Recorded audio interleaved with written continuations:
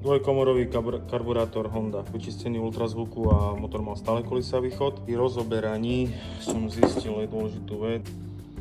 Tento malý okružok tesní túto pumpu. Tento okružok bol tu na rohu spadnutý, čiže práve spôsobuje to, že motor prisáva vzduch a tým pádom je chudobná zmes, málo paliva a veľa vzduchu.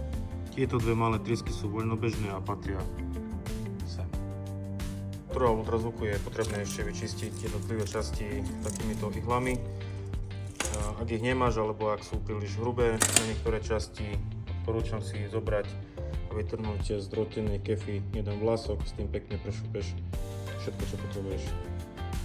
Ak sa ti stane tak ako mne, že sa ti tesnenie pôvodne natiahne, no taký lifehack, zober to tesnenie, hoď do mrazáku na pár minút, ono sa pekne stiahne a potom už ti tam pekne sadí.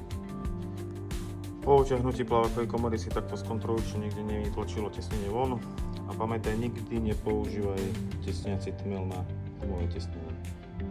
OK, čiže máme zložený karburátor, nahodený na motory, môžeme to vyskúšať.